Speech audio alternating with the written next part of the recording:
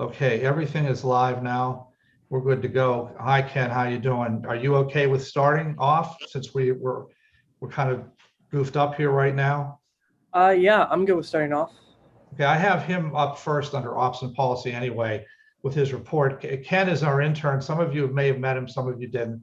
He's been working on the citizen engagement project. I did send you his report um, a few days ago, at least, if not a week ago, to look at. And he's also pretty much finished with that. And he's been working with Ms. DeMarco on the transportation plan and the WalkWorks grant, doing some background work for her.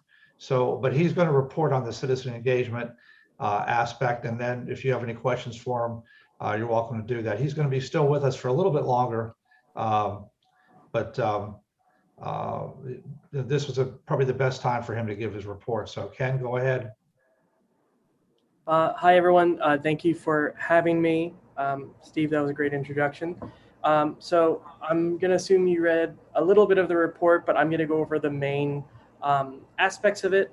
Um, for this report, I really want to take aim at four main goals. The first was to increase awareness of any policies and programs provided by the borough.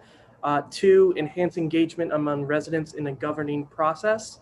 Three, communicate emergency notifications effectively and timely.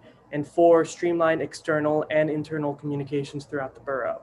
Um, to do this, I looked at several different functions of the current borough's communication policy, the current product used to alert residents of any emergencies, the Tree City Times, and the website, as well as the social media.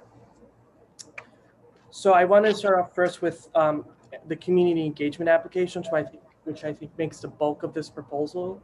I landed, after looking at several applications on your phone and the websites, I landed on Savvy Citizen as being the best product to use because of the use of other local municipalities in the area that we can cross-reference with their citizens and our citizens, as well as it's just a very easy app to use, to download on your phone or use as a website.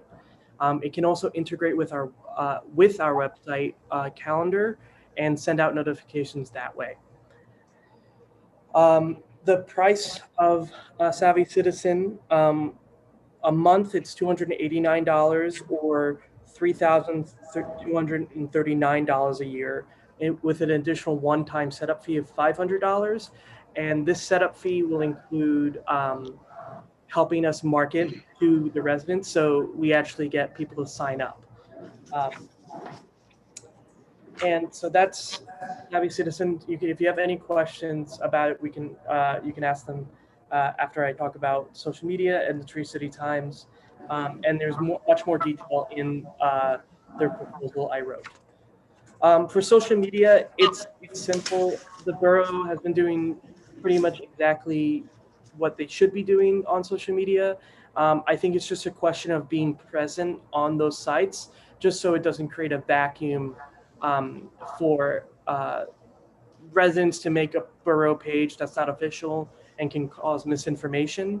Um, in the report, I put a guideline out, which the borough can follow basically across every social media platform, with slight deviations depending on exactly how you use that platform. Like on Instagram, Instagram is a picture-based social media, which you wouldn't use that the same way you use Twitter, which is a short form posting site, like a micro blogging site.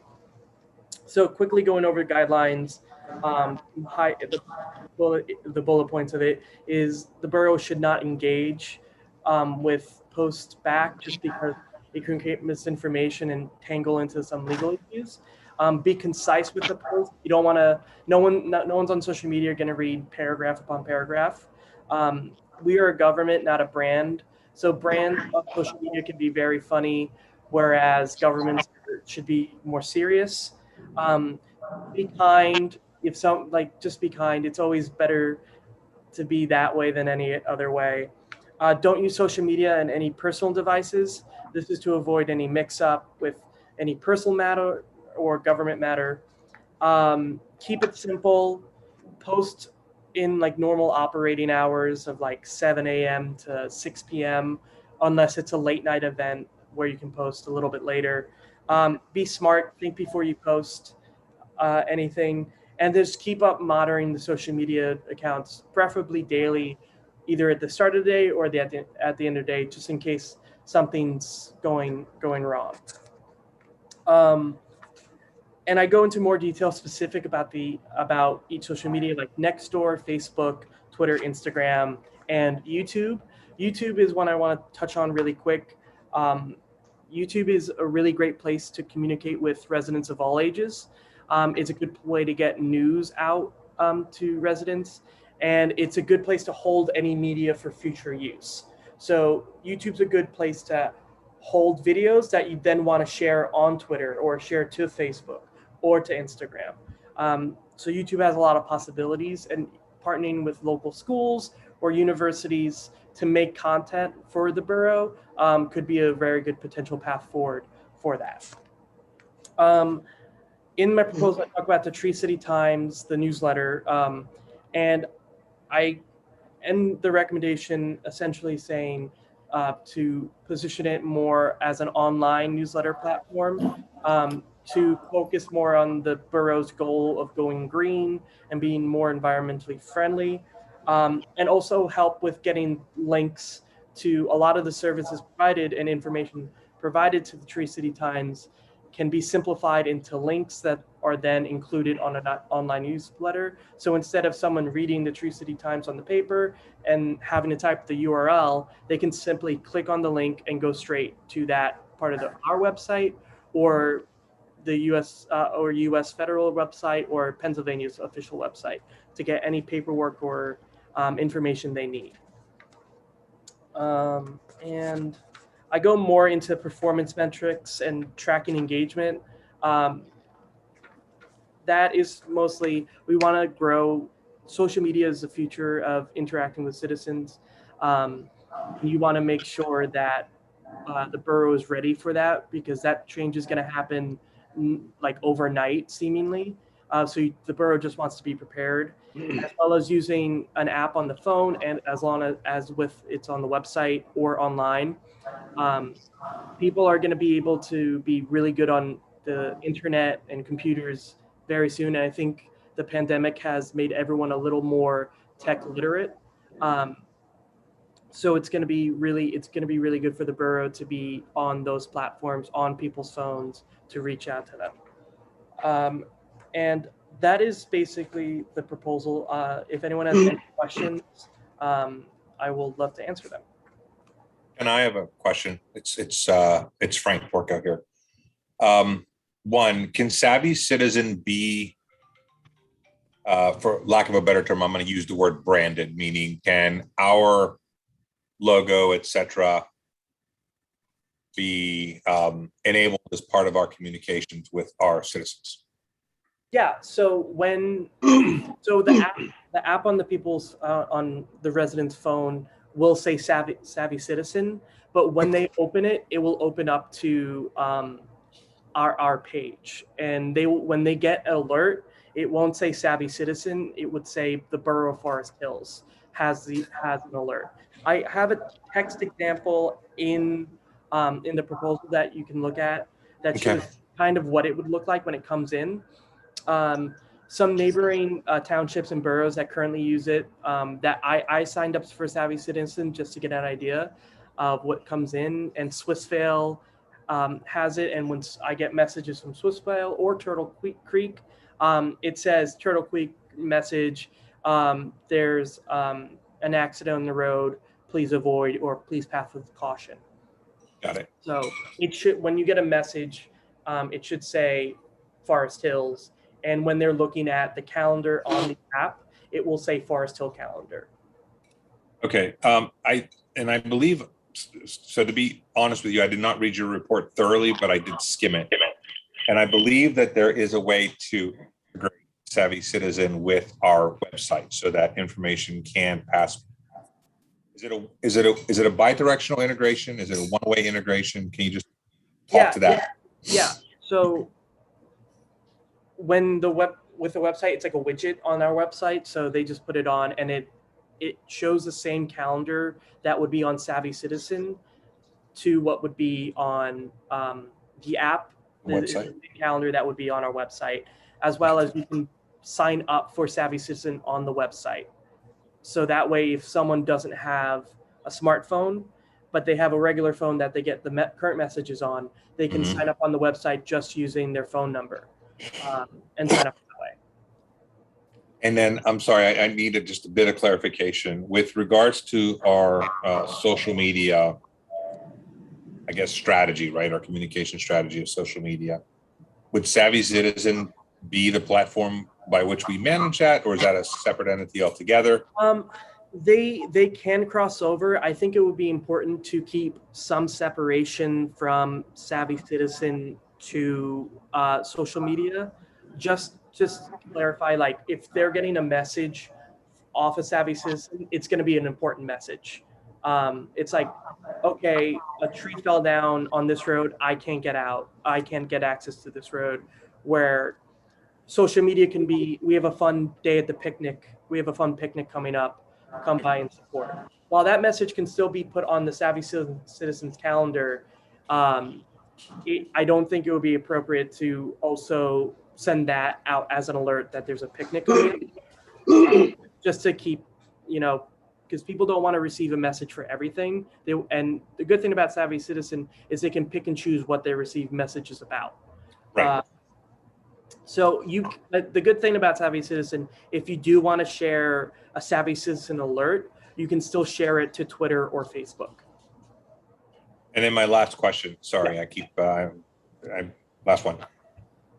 For managing our social media content, is there some sort of an aggregator that allows us to kind of push our messages out to multiple platforms at one time? Yeah, you can. There are several softwares that you can use to manage manage social media. I didn't include it in the proposal. I have that in a very early draft, and those usually come with an associated cost that I didn't think was necessary for the borough, just because the borough really will only be using monitoring Facebook and Twitter. So those can be independently used, and those are different platforms. So you wouldn't want to put the same message on Facebook as Twitter, because Twitter you're limited to 250 characters now. Where Facebook you can write you can be a little more long-winded. Detailed. Yep. Yeah, and you can put more detail. So I cut those out just because I didn't think it was relevant, and I don't think the cost made sense. All right. Thanks, Ken. I appreciate it. Thanks for entertaining my questions. And I have a question. You said social media. Would you recommend all of us to have 2 accounts? Like Marcus Erblinger, Forest Hills Council, and Marcus Erblinger, Private Citizen, or Frank Porco, Mayor, and Frank Porco, Private Citizen? Yeah, that's a really good question. I think if you're going to be using social media a lot, I don't think it's necessary for Facebook, just because it's like Facebook is very personal. But I think it would be like if you're posting a lot about borough news and borough issues on your personal account, it may be useful, like on Twitter, to have a one that you use solely for borough issues. It could be helpful, and it could clear the definitions. Like, okay, I'm not speaking. Like, if you're posting something on your personal account, you don't have to be. What I'm saying. I'm not speaking for the borough. And with it. How do you like the idea? I think the White House is kind of doing that, where they have a president of the United States, which Trump had to hand over to Biden. Should we do that, like mayor of Forest Hills, president of council of Forest Hills, and whenever it changes, we hand it over to the next person? Do you think that's a better way? I think that's really good, and I think that's a good idea. And if the council decides to have a council Twitter account, that's just representative of the council Twitter account, I think it would be important then to have like a social media czar or committee to govern that. That way, because then if everyone's posting, it's like the saying, too many cooks in the kitchen. But I mean, like mayor of Fort Hill is only one person, so he can do himself. He doesn't need a media czar to overlook him. Yes. Yeah. Right. Patty, you have a question. Yeah, I had a question about we have a considerable number of citizens who are not online. And we found that out when we were doing our surveys for the comprehensive plan, as well as just the demographics. There are a lot of people who are not on computers. And I was wondering if the Savvy Citizen goes on telephone. Is that correct? It does call? Yeah.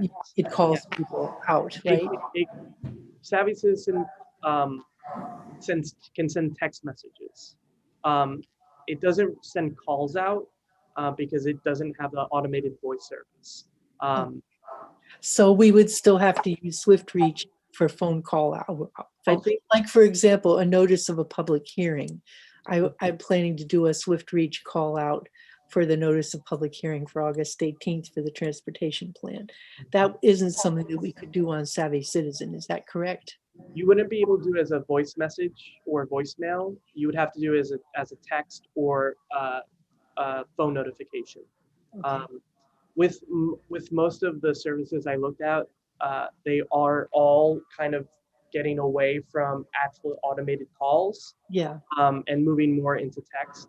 And if anyone has issues, I think when you do a setup fee with Savvy Citizen, and they can best show you like how to reach systems before they set up. Okay. There could be like days where like people can come in to the borough office and do a mass sign up event where you make sure people get signed up, and anyone currently signed up for Swift Reach, they can be alerted and we can switch them over to Savvy Citizen on our own. Like by the borough can switch them over if they would like to be switched over. Okay. Yeah. Any other questions? Thanks, Ken. That was really good work. Thank you for your report. Yeah, thanks a lot. Appreciate it. Now, we do have money put aside in the budget for something like this, just so you know. It's actually showing into the neighborhood crime resistance section of the budget. Although we have a few other places for it too. And Ken and I also did talk about the idea of, when he was talking about the czar idea, we were talking about the fact that we need to establish some protocols in advance of doing this, assuming council is okay with this and wants to vote in favor of doing it. We should probably establish some kind of protocols, kind of like what Marcus was talking about in general, so that we have some stuff in writing set up before we actually go into it. And then, as Ken mentioned, Savvy will assist us with the setup. If nobody has any other questions, Marcus, if you don't mind, I just want to say what I'm going to do is I want you to have time to read Ken's report. So I'm going to include this again on the September Operations and Policy Committee so that you could then discuss it a little bit better, and also decide then how you want to proceed, if that's okay with you. Yeah, it's good with me. Okay, then that's what I'll do. I'll mark this for continued on Ops and Policy for September. Ken, thanks. If you want to stay on, you're welcome to do that, but I don't know why you would. So it's up to you. But in any case, thank you for being here and for doing that. And I think you did a good job. I hope your car is okay, by the way. I think you did a good job. And when we next talk, we'll go over the evaluation, other things we have to talk about, okay? Sounds good. Thank you. Thanks, Ken. Thanks, Ken. Now, how do we want to proceed now? Are we going back to borough property? I think we should just finish Ops and Policy and then go back to the regular. Okay, that's fine with me. If you don't mind, then Marcus, I'm going to go through my report. Yeah. Okay. I'm not sure. I think some people were late. Jack asked me to do Ops and Policy today. Right. I'm sorry. I didn't think to mention that either. I apologize. Okay, just an FYI. I asked Keith Morris for an update on COVID restrictions, considering that some things seem to be changing now, and I found out that he's away. But I wanted to make sure, in particular, because this month, of course, we have that employee volunteer picnic coming up at the end of the month, and of course, we are now doing live meetings with restrictions. So I asked him for an update, and he is away. So if I get an update between now and committee of the whole next week, I'll let you know. Otherwise, I just wanted to let you know I am staying in touch with him and trying to make sure we are on top of all that.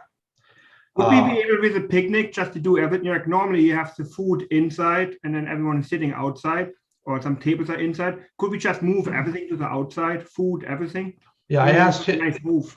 I asked him about that too, and we were talking about that in the office, and we said at worst, what we would do if we did it in the inside the building, we would make sure we were much more careful about having people line up.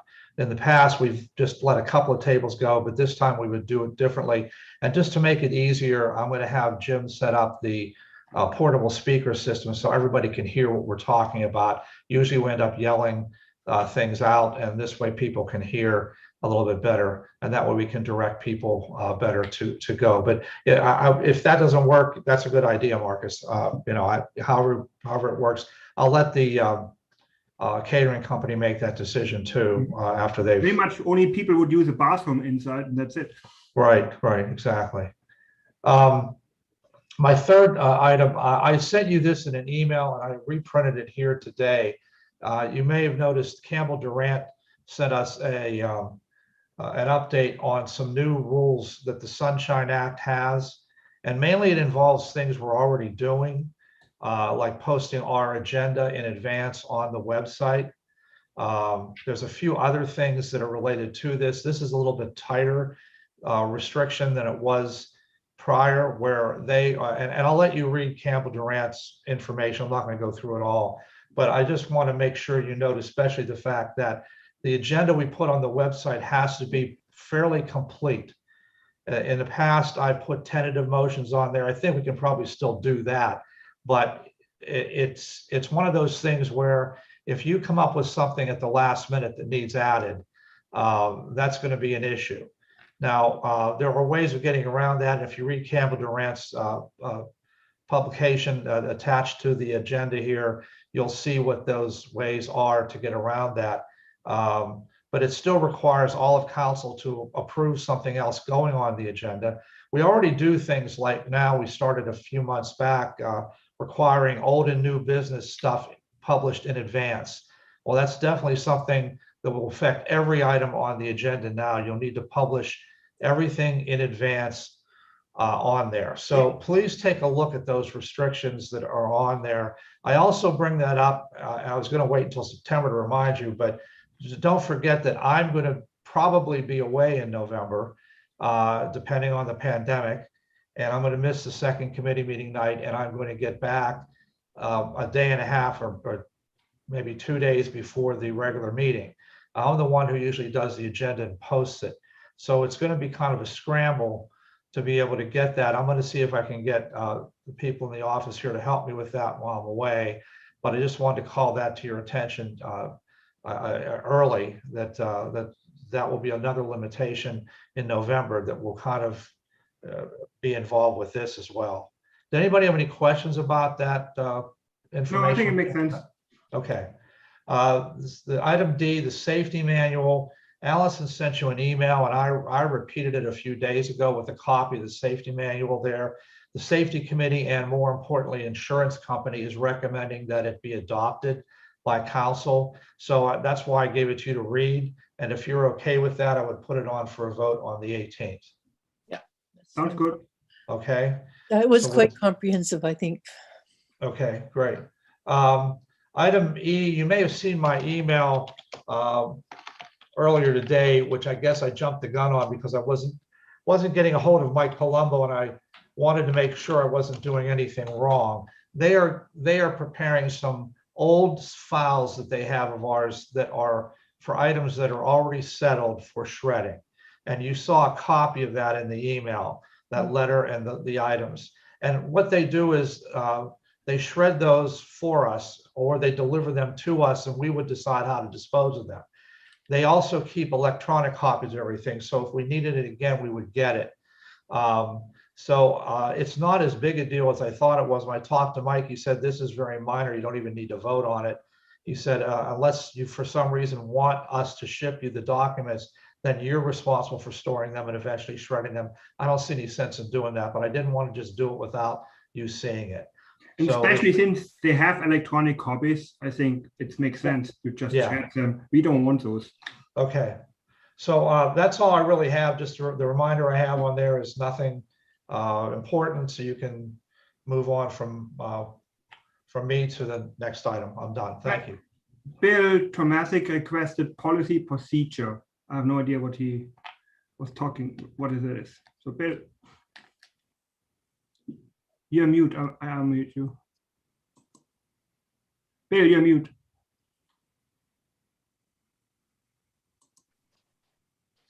Wonder how that happened. Okay, can you hear me now? Yeah. Okay, thank you. So at the last meeting, there was a question that was kind of puzzling to me in terms of the ordinance that we were going to repeal. And the question came up and it was directed to Mr. Corbel, I guess, that it was asking if the ordinance that we were going to pass was published. The procedure that we have in place, and this is the first time I've ever been asked this, or we've ever been asked this, or it's ever brought up since I've been on council, and we're talking 15 years, that whenever you talk about an ordinance that you want to pass at a meeting, the first thing you do is get approval from the council, and that was done at the committee meetings in the beginning of the month. And we directed Mr. Morse to get in touch with Mr. Corbel, write up an ordinance and then publish it, okay? And then we would have it on the agenda for the 21st. And the reason that was done, it had to deal with the time framing because it has to be advertised X number of days before the meeting occurs. I believe it's 10. So I never received a question about what we were doing. I never received a call. Nobody said, well, why are we doing this? Or was it advertised? And then this all of a sudden pops out of nowhere. And I just want to assure everybody that when we go through the process, we follow the rules step by step. Okay, and we do what we're required to do. So again, I'm puzzled as to how this all came down, who's asking what, why they're asking it. Again, no questions to our manager or to me saying, well, Bill, are we doing this properly? And all of a sudden it pops up in a meeting as if somehow we didn't follow the proper procedures. So I just wanted to bring that to everybody's attention. If you ever have any concerns, just ask us. We'll tell you. Thank you. Thanks, Bill. I think that's the last item. Anyone else has anything for option policy? Okay, so we're done with option policy, Steve. Okay, we'll go to borough property. Just let me get my computer set up for that. Give me a few seconds, please.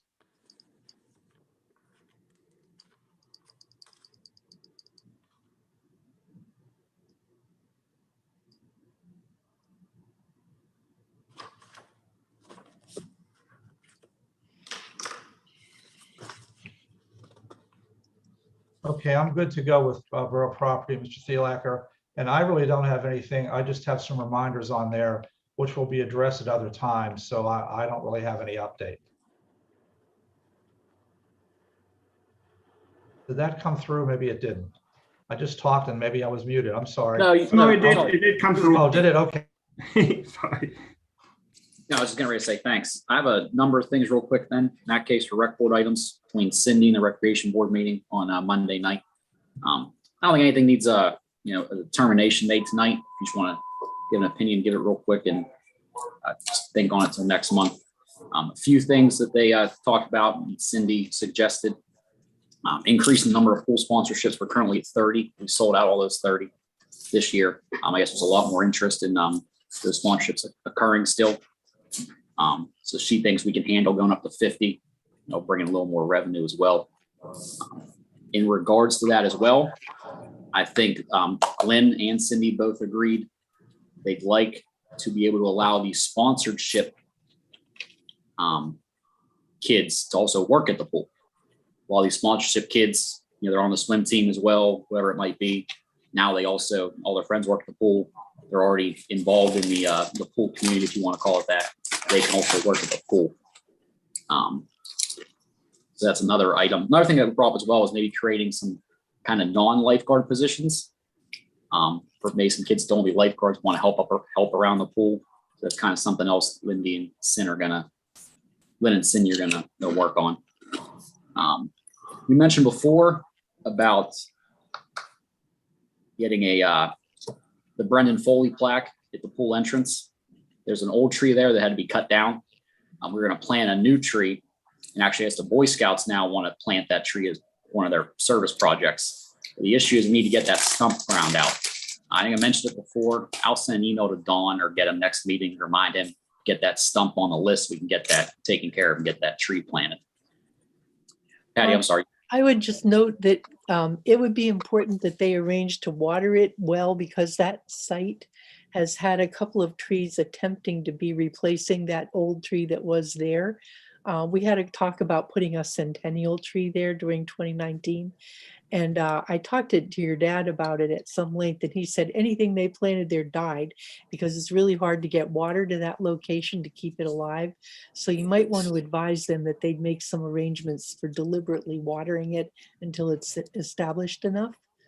Yeah, we can It's definitely do that. there, and it's really dry, and it's heavy in the sun, so it would need to be babied a bit when they first plant it. So if you can give them some advice about that. Yep, definitely. Thank you. Last couple items real quick. They discussed, I guess, Cindy's recommendation is the sponsorship pool passes. Instead of just a family sponsorship, you can go to an individual and senior sponsorship. That was one of her recommendations. So she'll bring that kind of forward as the budget process goes, I guess. And then last, there was some discussion from the rec board. We brought up before about the tennis program, the tennis courts not getting used very much. The price is very high. A lot of people don't want to buy tennis passes. The rec board's kind of opinion on it is to lower that price significantly to try to get more people to use those courts. And I think I kind of agree with that. Cindy's not quite sure, so we got to have some more discussions with her. Maybe everyone can think on that, what their opinions are as we go forward, and for the budget process for next year, figure out what we're going to do with these prices for tennis. Besides that, I got to talk to Cindy about a couple items. I know Frank mentioned putting a capital request in to get that new sign, get a sign replaced on Braddock Road for the pool. I'm going to have her enter a couple different capital items for issues up there, smaller issues that have been discovered. Maybe hope we can get some things taken care of here the next year. I think that was it. It was the first meeting for summer, so there's a whole lot of information. A lot of things came up. Marcus? I talked to Lynn about that sponsorship too, and I think I totally agree. Like when we actually introduced that sponsorship, people were totally against it, and we limited it because of just to kind of calm people down. So I'm happy with that. And I also heard that they actually have, like, they don't have enough lifeguards. So we don't, they have problems hiring lifeguards because Sandcastle pays $15 an hour and we pay less. So it makes sense too. And the electronic, like the sign, I think we should look into like a simple two-color, or one-color electronic sign. Because sometimes they shut down the pool for thunderstorm. It would be nice to have like some that Cindy can, or like Lynn can just type in something in the computer or like her phone to update that sign on a quick for like short notice. Nothing fancy, just like I don't know if there's an option for like a simple sign. We should look into that. Definitely and something like that. And on top of that too, I mentioned it last month too, and I told Cindy I thought she'd be able to just buy it, but we gotta wait till next year, I guess. They've been talking for a couple of years about getting like a new message board just outside of the pool main entrance. Yeah. So you can put the schedule on there, put the pool hours. Somebody walks up to the door of the pool, you can see if there's we put things on the bigger sign outside too, but have a more detailed information on the smaller kind of message board right outside the pool entrance. And then I have a new idea, which I think maybe you can get back to the rec board. Like Forest Hills residents pay a lot of taxes and they pay for the pool. It's subsidized by our taxpayers. And I find our daily admission fees quite high. So I wonder if we should put like print a voucher into the Tri-City Times for every Forest Hills family to cut out that voucher in the Tri-City Times for like 1 day admission for a whole family. Just to get more people into the pool, get used to it. It doesn't cost us any money. We just have to print a little thing into the Tri-City Times. So I want should some advertisement to the rec board. and pass it on there. Yeah, but as long as nobody's any problem with that, we can just tell Cindy to go ahead and put that in there. Yeah, For next or maybe, year. yeah, you're right. You don't need to export if council agrees with it. And I think it's a good idea. Just to, people pay for it and just give them a chance to at least go once with the whole family and don't worry about paying $10 a piece. Yeah, sounds good. Sorry, Frank, you got a question? More comment, just my opinion on it, but I wanted to share. First of all, we have to, our swim team was at pretty packed capacity this year with 30 sponsorships. We had over 106 kids. So we need to think about if we add 50, right? And again, I'm not opposed to it. I'm just saying things we need to think through. Adding 50 sponsorships could significantly We're adding increase 20. We're adding I'm sorry, 20. adding 20, increasing the sponsorships to 50. What does that do to the swim team? And therefore, will we need to hire a third coach? I think with even this year's numbers that we did not anticipate, we were kind of setting the budget last fall. It seemed like at times 2 coaches was one too little for the number of kids we had. So just thinking through that. And secondly, if we're going to have, I'm all for if we need the additional staff, looking to the sponsorship families for that. But, I would also think it's only right that all opportunities be given to Forest Hills kids first. And then we go outside the borough to fill any remaining slots. So any sort of resolution or ordinance that we would pass or policy that we would pass in that regards, I would like to see it worded such that, preference goes to Forest Hills kids first, and then whatever remaining slots we would have to, we would then consider outside families. I think it's a good idea. Yeah, definitely. No, real quick on that, Frank. I think it was of the 30 sponsorship families, I think 10 participate in the swim team. Mm-hmm. And then also I had told Cindy, I think she's already putting the third coach in the budget for this year in her request. I think we were going to definitely take care of that with it. Like you said, there's a number of kids. There needs to be a third coach without a doubt. Yeah, I'm sure. Well, I know Marcus heard it. I heard it. I mean, just about every meet, the need for a third coach. I mean, the budget was set when we made those hires. So, but for next year, it would be a good idea. And I believe they just didn't think it would be so big, the team. I don't think anybody anticipated it, right? And to that point, the rec board needed to make the appropriate suggestion at the time. I don't think anybody could have anticipated it. It's really not a big deal, just something to think about for next year as well. Frank, or I'm sorry, Bill and Steve, go ahead. Go ahead, Steve. That's okay. It's not critical, Bill. If you want to, go ahead. I guess maybe I'm going to make an observation and a comment, but the idea that Marcus brought up, I think, is to the point that we have taxpayers in the community that are paying money to support that pool.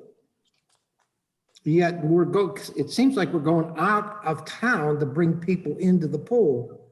I don't know the demographics. I don't know what the stats are in terms of who comes to the pool, who doesn't.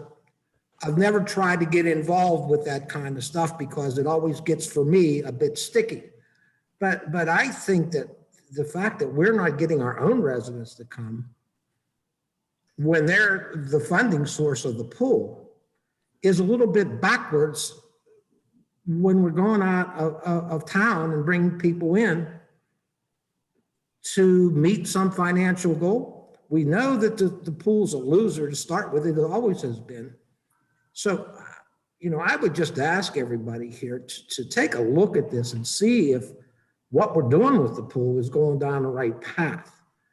Again, that's my observation, my comment. Thank you. I just want to point out, maybe not everyone is aware, sponsorship families pay like $500 and Forest Hills family pays $350. So they pay significantly more than Forest Hills people. It's not a matter of money when you have taxpayers who are not using the pool, is my point. Okay, so it's a loser no matter how we cut up the pie. We lose money on the pool every year. We always have. We put a substantial amount of money into the pool in the last several years. And we're not talking about 10 or 20,000. We're talking hundreds of thousands of dollars. And what I'm trying to get at is our own residents aren't accessing the pool.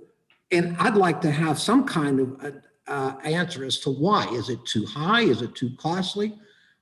Is it inaccessible? It just doesn't make sense that we are putting all of our tax monies in, and that includes everybody in the community. Yet we're bringing in people from outside, even though they're paying more. That's not the point. The point is who's using it, and why aren't the citizens and residents of the borough of Forest Hills included in that? So if somebody says it costs $10 to go to the pool, and I have no idea. I don't go to the pool. I don't have anything to do with any of the organizations there. Why aren't our own citizens coming? So, if it costs you $30 to come with your husband and wife and 2 kids or whatever it would be, maybe that's the deterrent for them coming. So maybe something like a pass. If you're a resident, like Marcus said, you would get a free pass to bring your family to the pool. One time, I don't know. I'm just bringing it up as an observation. Again, I have never got involved in any of this stuff associated with these sponsorships, et cetera, but it just doesn't seem right to me. And that's my opinion. Thank you.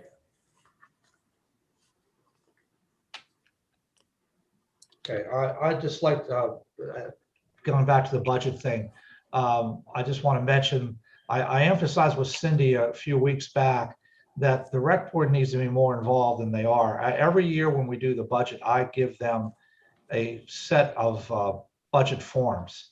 And I think Cindy ends up doing a lot of it on her own. Now, that may be her choice. Maybe that's what the rec board agrees to.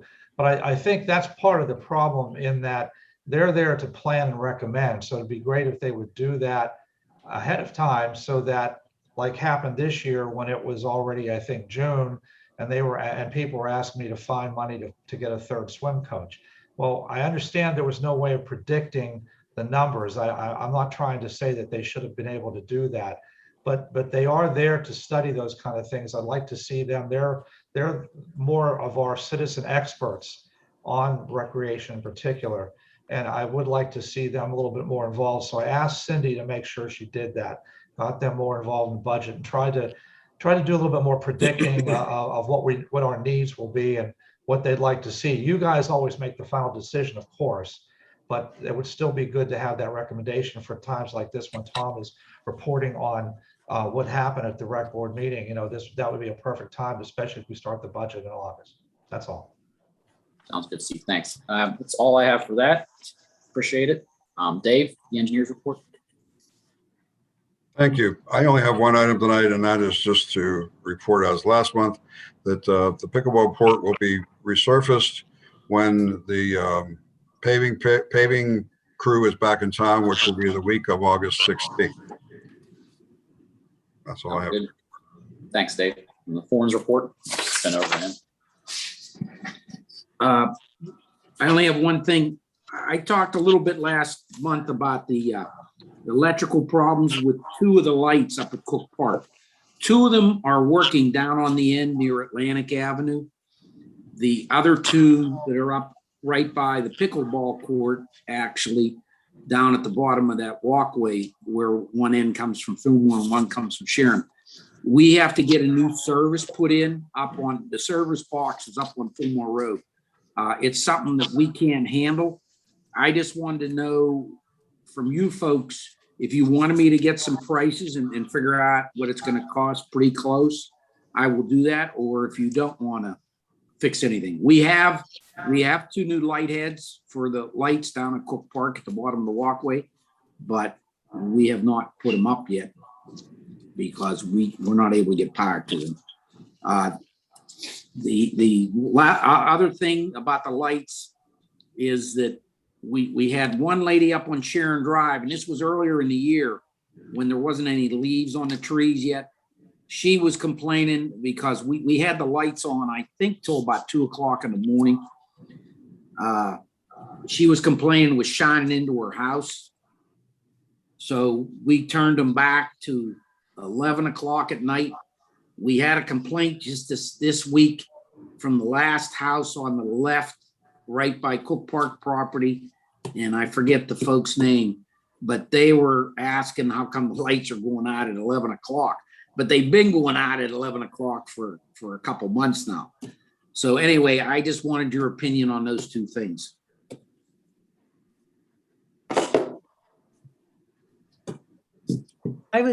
I would say by all means, get the power supply connected so that we can have lights there. I think it is a security issue to have lighting on the parks. Whether they end at 11 o'clock or midnight or whatever, you're going to always have somebody complaining about the lights. I would recommend window blinds if it's bothering them. Yeah, I was gonna say, I think you get the prices. Yep. On getting that fixed, and then, with people are walking, they need lighting, kind of is what it is, right? That's right. I'm not sure if you can get maybe in the future slightly dimmer lights, maybe a little bit, but right. Well, I mean, and we're able to change the times. Maybe once the leaves get off the trees, when the weather gets cold, we could have them go off, because there's probably not anybody doing too much park activity. Well, I mean, we could have them go off at 8 o'clock even in the wintertime, and then in the summertime we could have them go off like at 11 or whenever you guys decide. So we're able to change the time. So. Dave? You're muted, Dave, sorry. Oh, still can't hear you, Dave. You're still muted. Better now? Yeah. Is it possible to put a shade on the light so that it focuses the light more down onto the park and rather than the windows? Probably, right? Yeah, actually, these lights mostly direct. They don't really throw too much light out, if I can remember. I'll have to take a ride up and look at one of those at night. It's been a while since I've been up there. But Dave, I don't think they throw too much light out now. They're mainly like, for like the walkway area. But we could, if it's throwing a lot of light out, we probably could. Yeah. Okay, just a suggestion. I assume too, we're looking at LED lights, correct, Jim? Yeah, the two new ones are LED, and we have two more that we have purchased for the other end up there. And yeah, everything's LED. Yeah. Okay. All right. Anybody else have anything else on that? The last issue I have was memorial benches. I'm sure you saw the email we sent to everybody asking us to put a memorial bench for their relative in the main park. This actually came up earlier in the year, the end of last year. I spoke to another resident about it, and I thought it was the same family, and I discovered it wasn't the same family. So they pretty much had the exact same story, exact same idea. Both wanted to put a memorial bench in the main park. So now we have two requests for this. I don't know if there's something we can do to create some sort of, I don't want to say program or something like that. There's definitely times where we won't need, you don't need benches, you don't need things. Might not be anywhere for them to go. But for right now, if there is a spot where we could put something, we could figure something out. Since you're asking me, I was going to suggest, if you don't want to just put something in the park, I haven't finished the outside up here yet. We were going to get bike racks. We were going to get a couple of benches. We just haven't done that yet because we're still doing some interior stuff. And I know the library wants to actually donate a bench. I mean, somebody that wanted to do that, for example, if they were okay with doing it up here, it sounds like these folks, though, want to have it close to the park because they live near the park. That might be an issue, but I haven't purchased anything yet for a number of reasons. So that is also possible up here as well. Patty, Marcus? I wanted to just suggest that we create an account. I might bring this up under finance. I've had requests for people to want to donate memorial trees. It might be easier if we had an account for memorial gifts where we could just put money in there and then have a listing of different levels of gifts. So if you're buying a bench, it would be, whatever a bench costs. If you're buying a plaque on something, it would be whatever that costs. If you're buying a tree, it would be whatever that costs. So you could give people a range of options for memorial gifts. I had someone who told me they wanted to give a tree to the community on the honor of their birth of their child. And their child isn't due till November. And they said, we want to donate a tree for our baby. You know, I think it might be worth thinking through some systematic way of doing that and making that available to people so that if they want to make a contribution for a memorial gift, we have a way to receive that. I don't know, we could put it in the budget as a line and then take money in and out of it as we need to. I have a slightly different idea. I think we should just publish somewhere a wish list of things, you know, like maybe like kind of like our capital improvement plan, just like some cheaper items, and then people can just pick and choose. You know, we say we want a tree at the borough building, or we want a bench at the borough building, or bike stand, and then it will cost X amount of dollars, and people can just pick and choose. Something like that, kind of what Patty said, a bit more detailed. Yeah, I think that's a good idea, because when I die, I definitely want to have a chair or something somewhere in the borough with my name on it. It's a long time coming yet, Bill. In council chambers, Bill, or where exactly? Wherever you want to put it, Frank. Okay. I'm going to put it in Steve's office then. I have another issue I wanted to raise, if I might, when you're done. Sorry, real quick to wrap that up. If anybody has any, these ideas, send them to me. You know, I really like to be able to help these families out and figure out a way we can kind of make this happen without it being completely overboard and people buying random stuff all over the place. Kind of just have an idea what we're doing, but be able to allow people to, memorialize their relatives. So if any ideas, let me know. In my mind, I really like Patty's idea about just maybe we create like a fund. Yeah.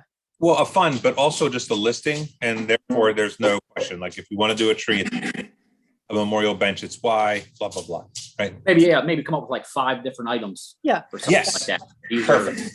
This is the price of this item, and you got get a little, engraved plaque on that item. Okay. Yeah, I think I'm on the right track then. Marcus, sorry. In my mind, before we get going with that idea, having a system, we should maybe just honor that request of that family and just do that what they want, and just tell them how much a bench would be in the park. It will take us a while to implement something new.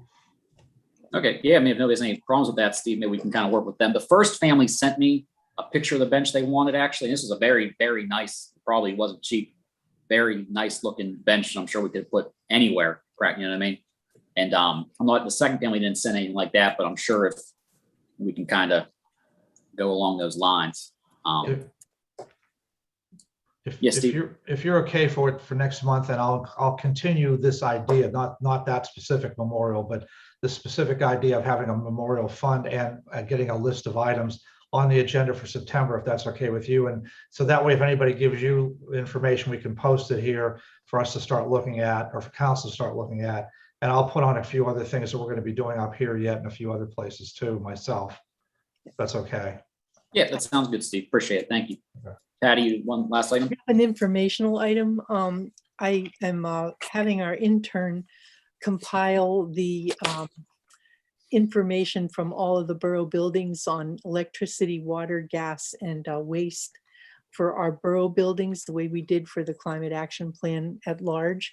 I am also going to be gathering information about what it would take to do engineering audits for energy and water in the borough buildings to kind of give us some guidance for capital improvements that might be needed. I'm going to be meeting on the phone with Siemens Corporation tomorrow morning to get an idea of what kind of services they offer in this direction. And I'll give you a report from that conversation. Our intern has been helping me to go through the files and get a record of all of the building consumption. We have 24 electric accounts, and it takes quite a bit of doing to go through and get all of these into one place. I really appreciate his help with this for the last couple of weeks of his time with us. So I'd like to report that out to you on a regular basis at the Borough Property Committee, because as we go forward, It would include on that, looking at what it would take to put solar on the newly roofed fire department and public works garage down in Ardmore Boulevard. We do have the square footage of those roofs. And we are now computing the plug load for both of them so that we can get an idea of what it would cost to put solar on them. I attended a seminar, a webinar on financing and options for solarizing community buildings. And there are some options that we might pursue there. And I'm looking very carefully at the infrastructure bill that's pending in Congress, because that might have some things in it that would be helpful to us as well. Sounds good. Thank you. Anybody have anything else? That's it, Steve. Appreciate it. Thank you. Okay, just give me a few seconds. We'll go to Public Works.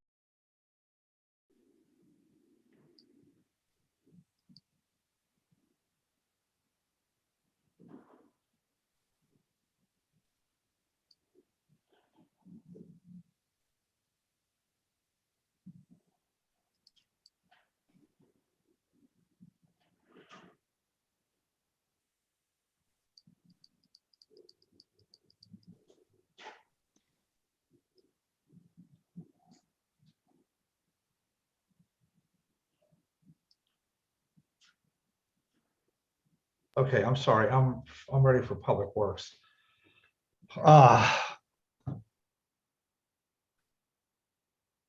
And the bill is not available. So, oh my God, I'm so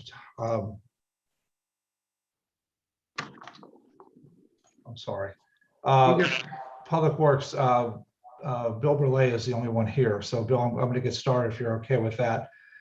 From that committee. The first and only item I have is Three Rivers Wet Weather is reminding everybody of their annual Three Rivers Wet Weather Sewer Conference on November 3rd and 4th in Monroeville. In the past, we've sent people here and there to that. Usually council people have gone. I know Nina did a few times in the past, and maybe some of you have gone as well. I don't know if anyone's interested in going. I know that Glenn Engineering does go, I believe. Dave, correct? Yes. So I just want to point that out to you. November 3rd and 4th, I would not be able to go to represent the borough because that's close to the time when I'll be leaving. But just everybody should take a look at that. And if you want, when we get more information on it, I will send it out to you. And that's all I have. So we can move on from me. Okay, thank you, Steve. All right, then we go on engineers report. Thank you, Mr. Belay. The first item I have is nothing new. It's a repeat with the MS4 detention pond project. We're still waiting for the DEP permit. There's also, they have to get approval from the Allegheny County Conservation District before that. And we still have not gotten that back from them either. But the county conservation is still working at home. So that's probably delaying the response to that. The 2020 paving project, again, there's no change from last month. They had completed 4 streets last month: Fairview, Cedar, Lee, and Norway. They will return to do the rest on the week of August 16th, which is Braddock Road, Decatur, Avenue A, and the pickleball court. And we've stressed to them that they must be done, at least with Braddock Road, by August 20th, because the following Monday, 23rd, is the first day of school. Any questions on that? Continuing on, the Fall Run Interceptor project, the memorandum of understanding is still circulating for municipal official signatures. Out of the 7 towns, 5 have already signed it. North Braddock is ready to sign it. We just haven't gotten it back from them, and we have not gotten a response from Wilkinsburg despite numerous attempts at contacting them. So we will continue to try to get that wrapped up so that we can get that out to bid. Hey, Dave, who do you work with in Wilkinsburg? The manager. What's I the don't name? recall his name. Bob Zisco's the lead on this, and he's been contacting the manager, emailing him and calling him, and has not gotten anything back yet. So I don't know what the holdup is there. I don't think they would be opposed to it. Their cost is very minimal. Yeah. But they're just not getting it back to us. Yeah, I'll ask Alfonso. I'll ask my Connect council member and see if I can get her to move that. Okay. That'd be great. Thank you. The next item is also a repeat from last month, the DCED Blight Remediation Grant. We did receive a grant of $19,800 to demolish 21 Marion, which has since been sold and is being renovated or is planned to be renovated. If we need to soon submit an alternative site if there is one, so that we don't lose the grant. I don't know if Mr. Branzel has come up with anything or if anybody has any suggestions. If there is a blighted house in the borough that you need to get on this list, we need to know that as soon as possible. He doesn't have any suggestions. Jim had an idea, but it might be long-term. Okay. Hi, yeah, oh, okay. Go ahead, Jim.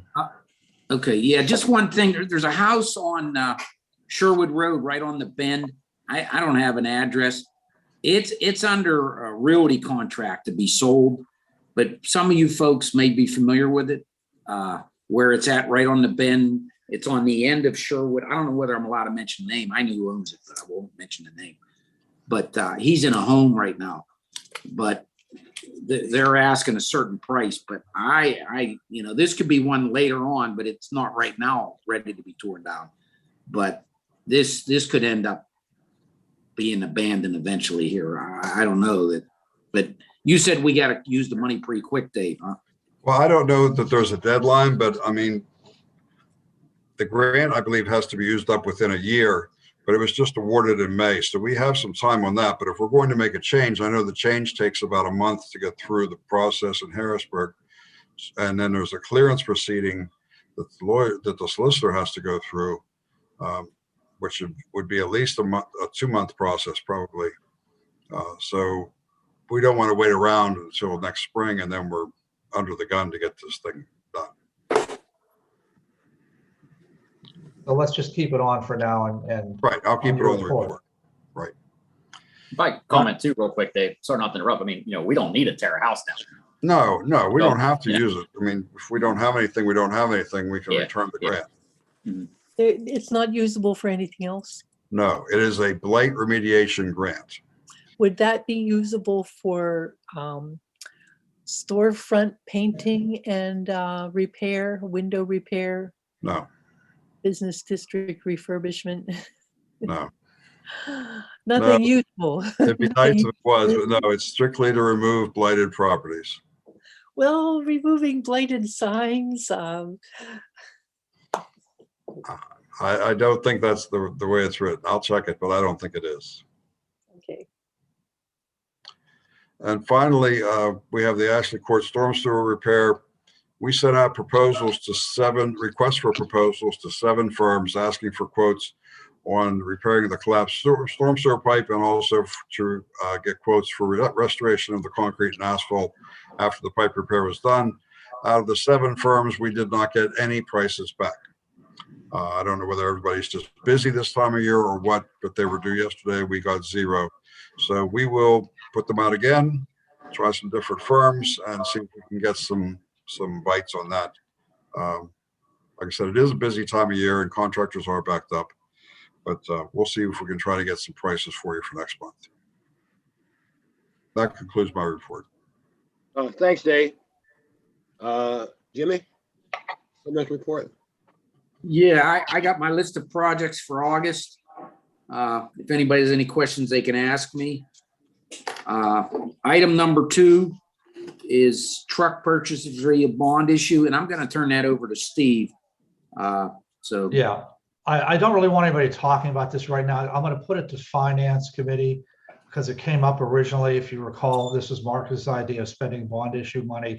I just want to clarify a couple of things with you. So if you just take a look at those notes on there, just to make sure you're aware of how much the cost would be for those trucks that we were considering, et cetera. And then of course, Finance Committee needs to make a determination and then go to full council for a final decision on use of the funds. The only thing that council has so far agreed to has been the backhoe.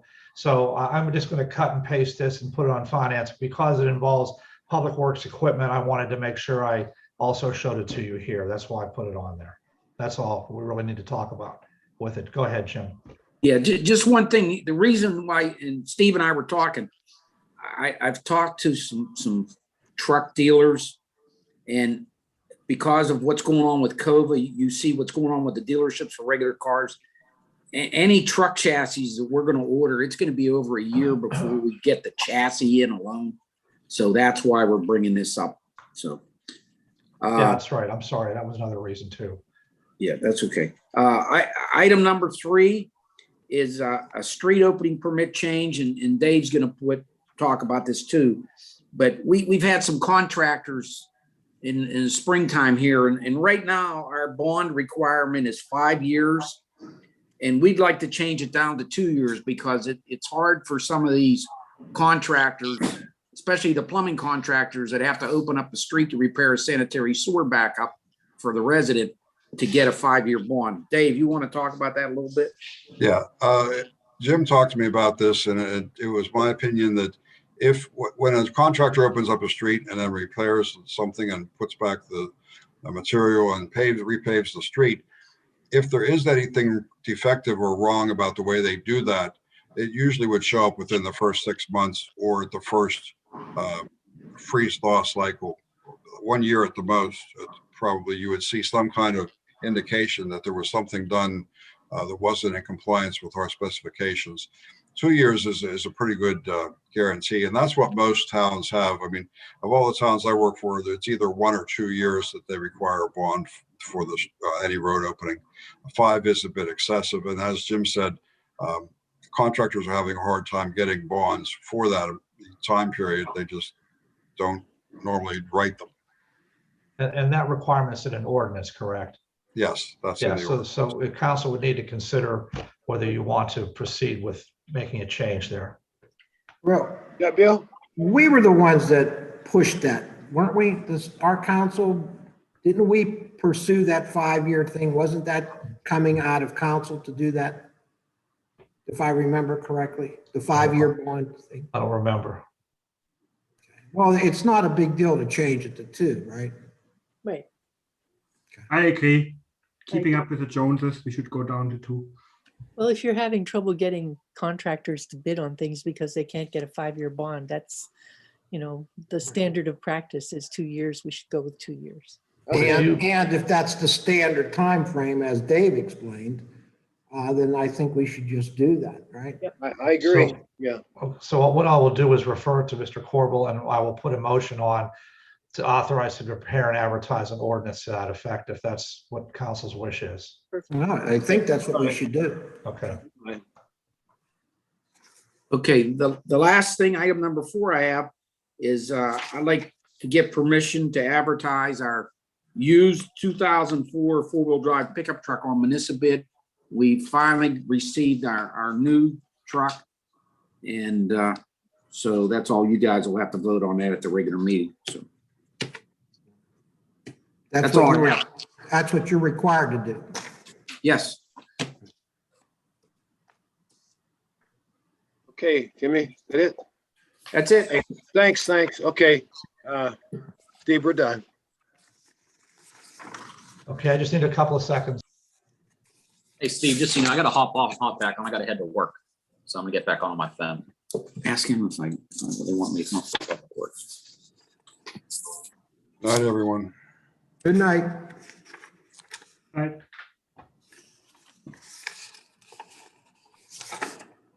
I'm fine with public safety, Marcus, and I really don't have anything to report other than just the reminder I have there. So if you want to get started, you can go ahead. I don't have anything. Thank you. We have the bill for June from the volunteer fire department. Again, it's like all the routine stuff. And this month they have a couple of extra work on the ladder truck and stuff. Like it's actually good for us because they're getting the truck ready for selling it. So I'm in agreement with everything what's listed on there. Anyone else has an opinion on that? It's our truck. We pay for it. Yeah. All right, that's good. In my neighborhood. Yeah, how do you know this? Do we have EMS report? No.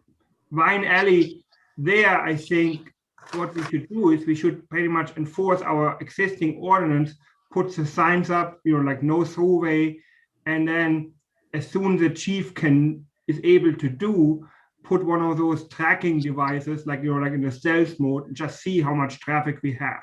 I know our things are broken. We have to wait until we get the new ones, but I think we should do that as soon as we get it. Bill? Yeah, I've got some information that I need to share with everybody here. Marcus, I mentioned at the last meeting about those accident reports that were sent by Frank.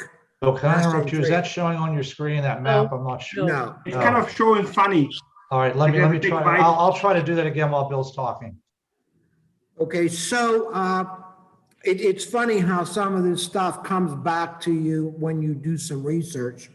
And so we've had some accidents over there, and basically they're associated with that intersection of Halsey and Vine Alley.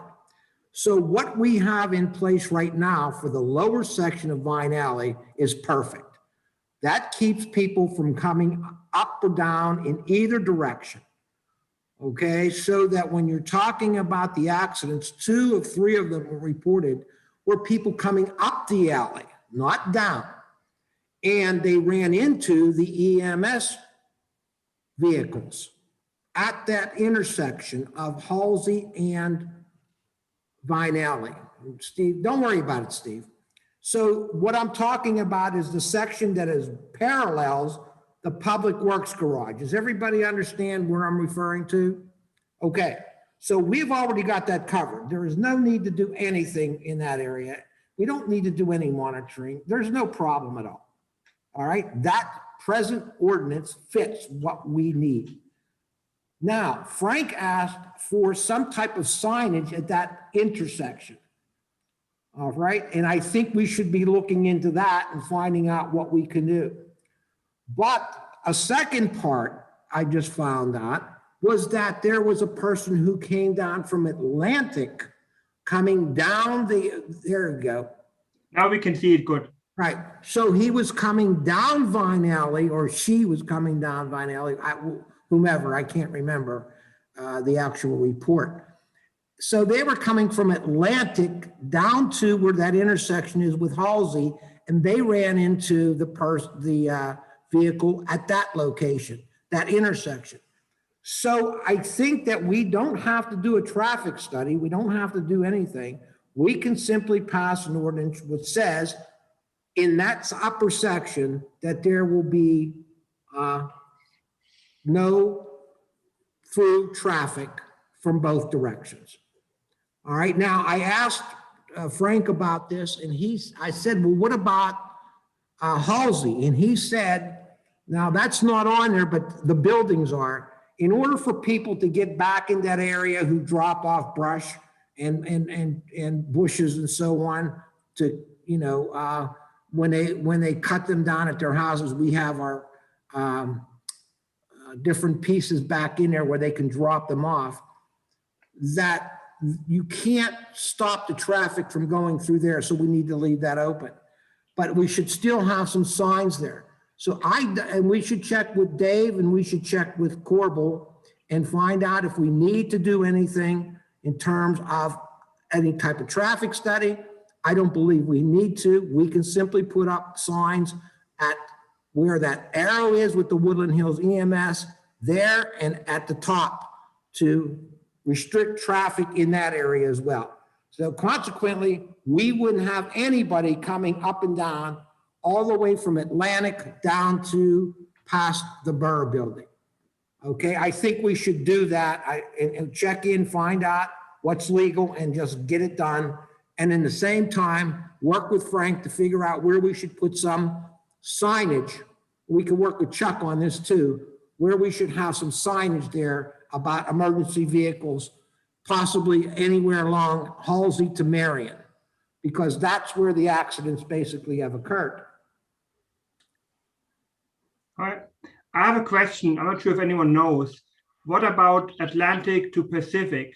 Do we have any ordinance for that section? We don't need it there. What? We don't need anything there. Okay. There's nothing there at the moment, but no one complains. Okay. Just from Atlantic down to. Yeah, I know. I was just wondering what's the situation up there from Atlantic to Pacific. But yeah, I think we should put all the signs up we have in our ordinance, and then still do it. I just want to see, are there really people racing down at 50 miles an hour? I don't think so, but I want to see that. Okay.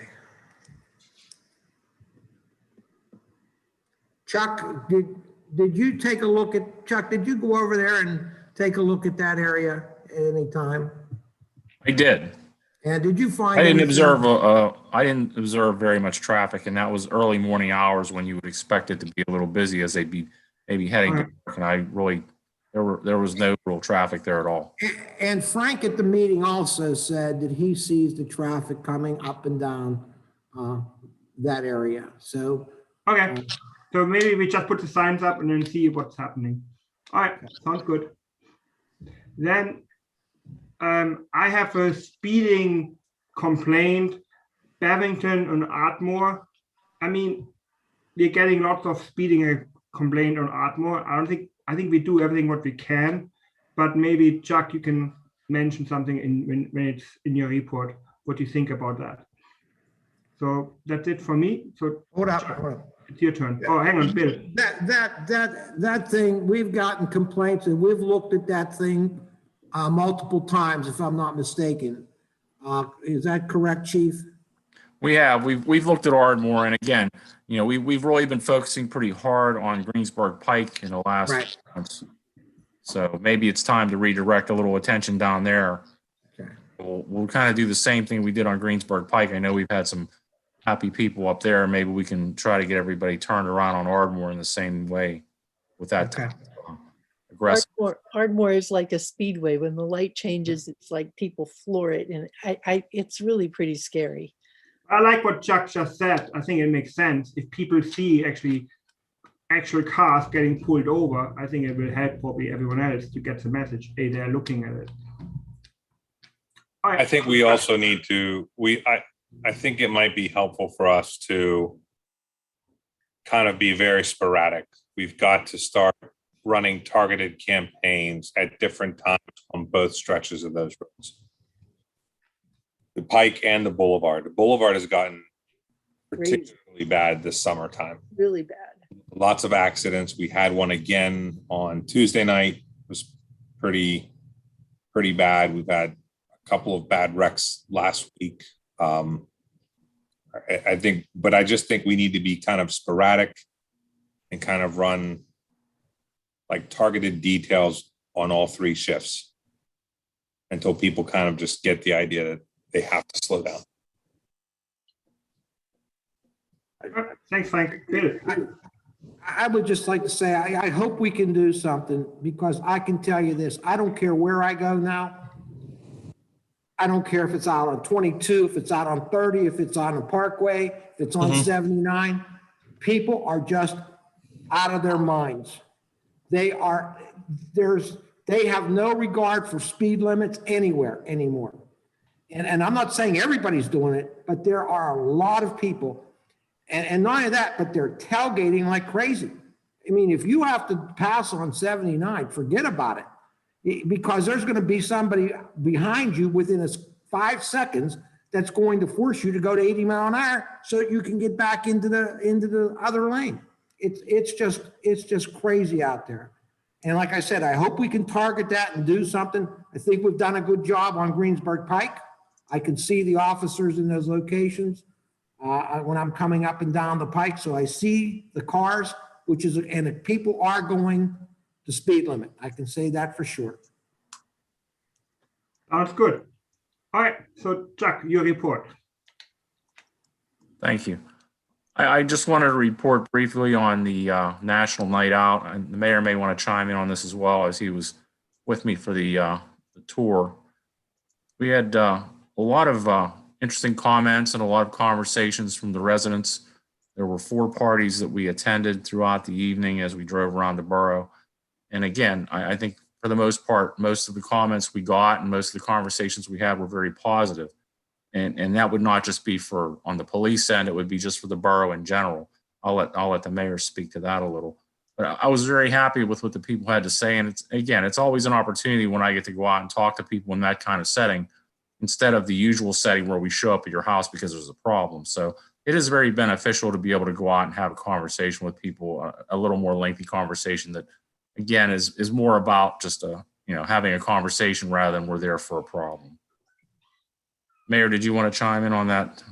Sure. Yeah. I mean, it was first of all, it was a great evening. Lots of nice tailgate parties around the community, which was great. It was really nice to meet some new residents who had recently moved in and had talked about, so we kind of ran a span of people. So new residents who were excited about the community and feedback about how welcoming, et cetera, it was. And then long-term residents who just talk about how they love Fort Stills. They kept referring to it as like the best kept secret in the East because of location, et cetera. Some real positive feedback on some of the speed enforcement we were doing on Greensburg Pike. A couple of individuals kind of commented about that. So yeah, it was great to kind of get out and see residents. I think everybody kind of missed doing it last year on account of COVID. So it was nice to have that interaction, and it's always good to kind of have that general feedback interaction with residents. Thanks, Frank. Yep. I think that's it. Does anyone else have a public safety issue? Okay, I think that's it for tonight. Okay, I'm ending the meeting. Good night, everybody. See you next Tuesday.